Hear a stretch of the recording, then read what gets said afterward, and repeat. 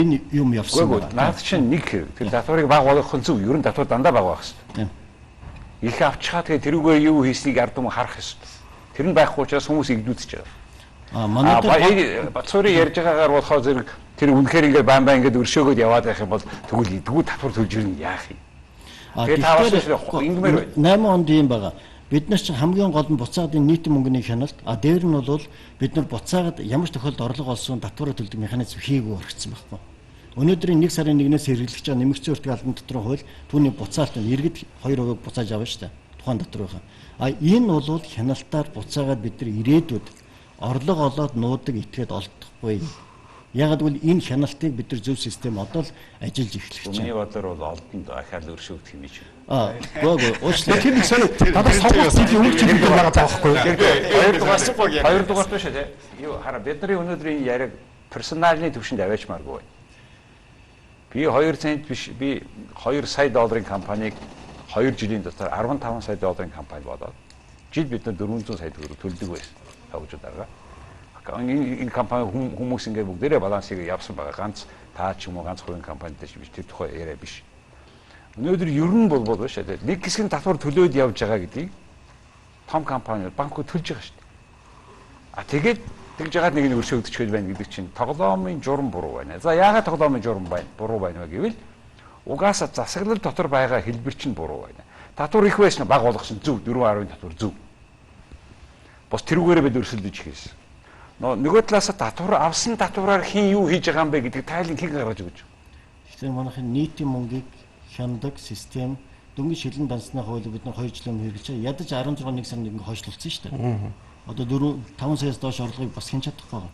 Бид нар нийтийн мөнгөний хяналтын систем манай үндсэн хуулимч байдгүй. Зөвхөн их хурлын онцгой эрхт өгсөн. Тэгээ их хурл дээр манай энэ эдийн засгийн санхүүтэй холбоотой бүх эрх зөвхөн тэнд онцгой эрхтэн байж байгаа. Тэгээд бид нар буцах дээр яг бизнесүүд юу л яа шудраг шиг төсөөд байгаа шүү дээ. Яг нарийнд бол 8 онд ерөөсө 2% нь хэрэгэлсэн 2800 компани тэдний орлого сүүлийн эдийн засаг 17 өсч 2-5 дахин өссөн байдаг. Би өөр дүнг авахад хэрэглээгүй компаниудын нийт орлого 2 дахин буурсан байдаг. Тэгэхээр чи яг би хэдэн жилийн өмнөөс энэ хууль дахиад хэрэгтэй өгвөл тэр хэрэглээгүй улсууд чи хэрэгтэй байна. Дээр нь бүх шалгалт тэр хэрэглээгүй улсууд дээр орсон. Сүүлийн 5 жилийн шалгалтыг 600 тэрбум төгрөг бол цэвэр 8 оны тэр хуулийн таатай орчин ашиглаагүй нөхдөөдөө бүгд бид нар шалгалтаар намдарсан байна. Тэгэхээр энийг шинэ балансыг нэг юм гараа гаргахгүй бол таны ярьдаг нэг гараагийн тэнцүү ушны хэсэгт нэг ч үлдсэн нь бол хохироод дуусч байгаа. Энд дээр миний арай өөр санал байдаг. Уг нь бол яг хөө ингээд ил тод байдны өрөнгөөр орлогоо татвараа ил болгох болгоно л та тий. Гэхдээ яг та 10% төлөх гэсэн бол болчихл хэлсэн шүү дээ энэ дээр бол. 100 тэр бом төрөг ил болгож байгаа даваа 100 сая татвар төгчлөлтөө тэгээ гаргахад бол гаргахад байсан энэ дээр бол. Тиймэрхүү нэг дундаж юм хийх ёстой байсан л та. Ер нь бол манай баян хоосны ялгаа их болчлоо шүү дээ. Одоо мөнгөтэй хүмүүс ч одоо бүх салбар руу орж шүү дээ. Банкт одоо тэгээ байрлал тэгээд бүхэл юм руу төлбөр зарааж бүхэл ЭПМ бүхэл юм руу орж шүү дээ. Тэгээ татвараас тогтсож байгаа нэг хэлбэр шүү дээ.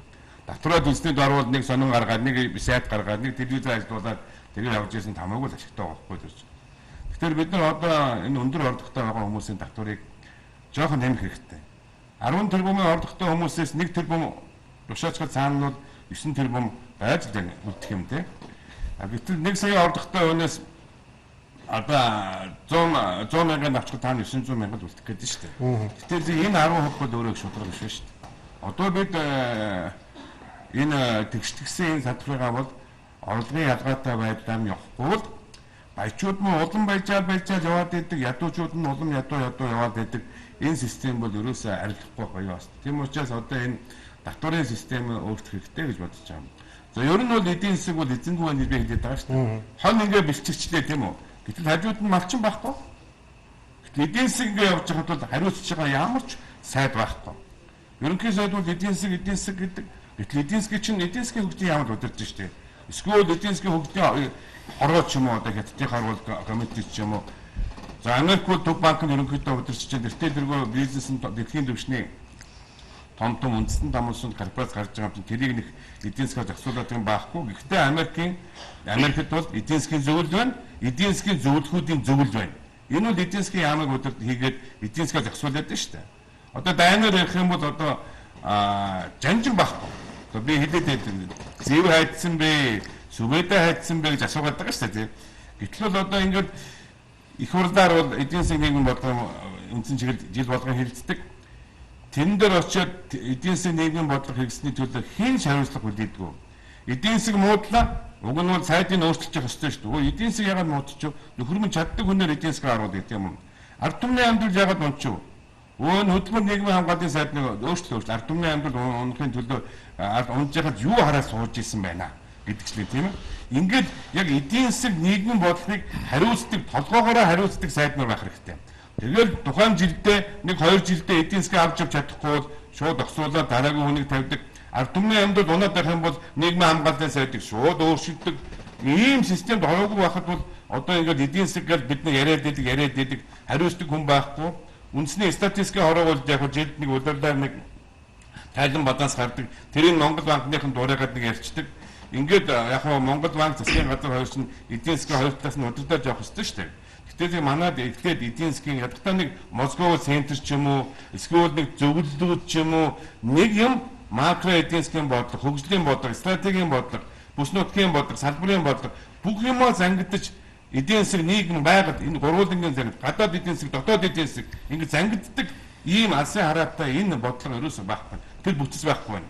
Тийм учраас бол одоо эх оноос бол эдийн засгийг, макро эдийн засгийн хөгжлийн бодлогыг, эдийн засгийн хөгжлийг хариуцсан тийм бодлого ерөнхий сайдын дэргэд юм уу? Бус оронд бол шадар сайдын хэмжээнд эдийн засгийн хөгжлийн яамны хэмжээнд байна л да. Орос хятад хоёрт бол хятадын эдийн засгийн хорооны дарга бол маш том.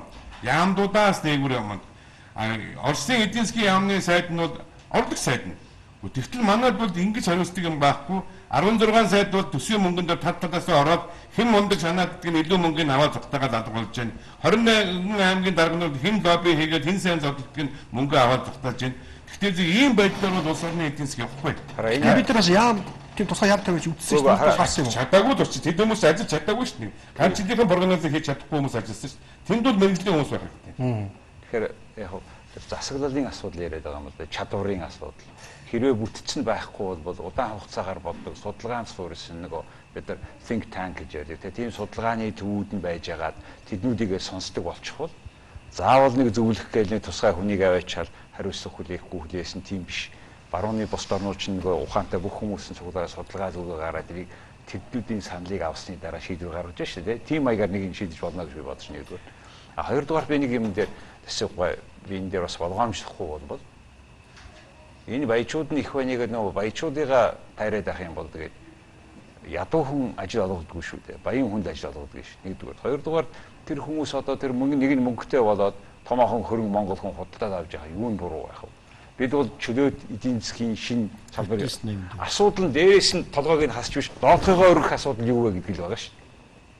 20% болгож яагаад болохгүй. За тэгээ хар. За та хар. За хоёул ингэж таа. Хараанцад 80 байгаа 90 байгаа шүү дээ. Хуучин 45 бол авч яасан шүү дээ. 2007 онд 20 болгох чил. 45 25 10% ядуучууд нь 10 төлөөд баячууд нь 20 төлөхгүй. Адилхан 10 төлөнд яг шүү. Та хоёр ярьж байгаа бол улс төрийн том бодлогуудын орнуудын хооронд яваад нэлээд хөгжсөн орнуудын хийдэг асуудал байгаа байхгүй юу? Одоо бид нарт хэрвээ энэ одоо жоохон юм орж байгаа тэр хүмүүсийг ийм маягаар зогсоочих юм бол нөгөө татвар тулд төдөж бүр алга болчих. 20% дээр юу ч бодлоо. 30% дээр юу ч бодлоо. Энд дээр нэг юм ярьж хэлдэг.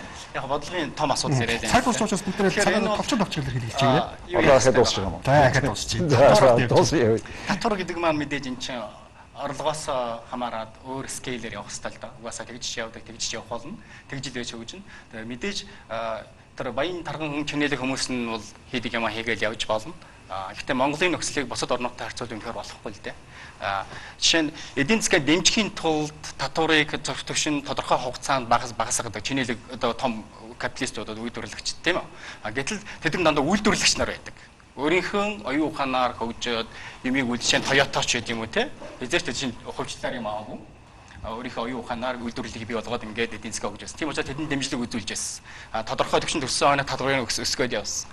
Тэгэхээр энэ маягаар явах хэрэгтэй. Манайд бол харин тэр хэмжээнд бол үндэ алгалтай манай капиталистуудын хувьд бол нэгдүгээр тэрийг бодолцох хэрэгтэй. Хоёрдугаар үнэхээр хөгжиж гэж байгаа бол бид үнэхээр грамын эдийн засагтай ихэнх хүмүүс нь грамаар амьдарч байгаа нөхцөлд бол хязгаарч үгүй.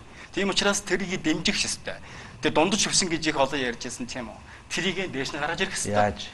Энийг яг би яг асуумаар. Тэрийг дээд одоо хоёрын яриад байна шүү дээ. Тэгээд дундаж гээд одоо тэрийг дэмжихийн тулд дээрээс баялагын хуваарлалтыг яаж харьцангуй тэгш маягаар яваа. Тэгш биш юм аа гэх тодорхой эдийн засгийн дэмжих маягаар явуулах бай гэх юм бол мэдээж тэр өндөр орлоготой хүмүүсээс нь түрүүний таны хэлсэн тэр